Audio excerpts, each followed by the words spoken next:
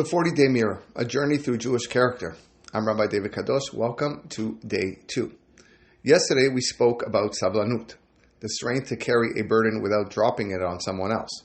Today we look at what happens when we stop feeling the weight of others altogether. Today's midah is Achzariut, or cruelty. More precisely, callousness. Now, most of us will hear the word cruelty and immediately think, well, that's not me. I'm not a cruel person. I don't hurt people intentionally. I'm not a villain. And that may be true.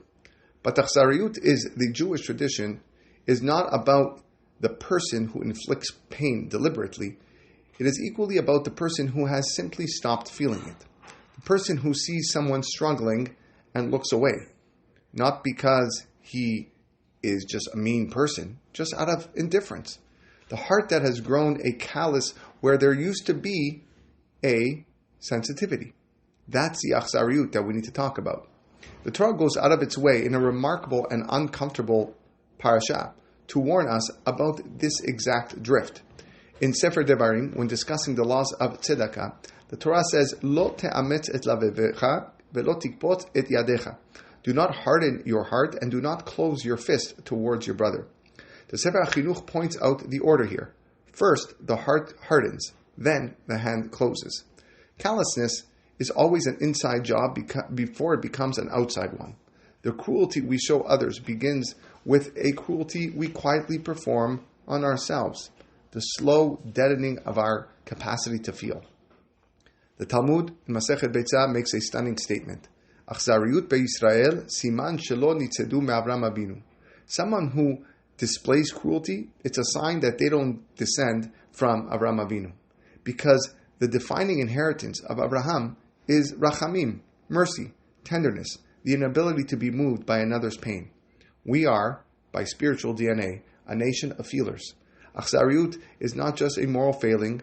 According to our rabbis, it's an identity crisis. There's a famous story about Rav Aryeh Levin, the tzaddik of Yerushalayim, who accompanied his wife to the doctor one day. When the doctor asked what brought them in, Rav Aryeh said simply, "Our foot is hurting us." Our foot. Not her foot, ours. That's the opposite of Achzariut. That is a human being so finely tuned to another person's pain that he felt it as his own. And that's what Rachamim looks like when it's fully alive. So here's today's question for the mirror. Where have I gone numb? Not where am I cruel, because most of us aren't, but where have I stopped noticing? A family member who is quietly struggling, a colleague who seems off, someone in my community who has been absent and I haven't asked why. Achzariut doesn't always announce itself. Sometimes it just looks like a very busy schedule. The antidote is simple. It's not easy, but it's simple. Feel something today that you have been allowing yourself not to feel. Let one person's reality land on you. That small act of opening is itself a teshuvah.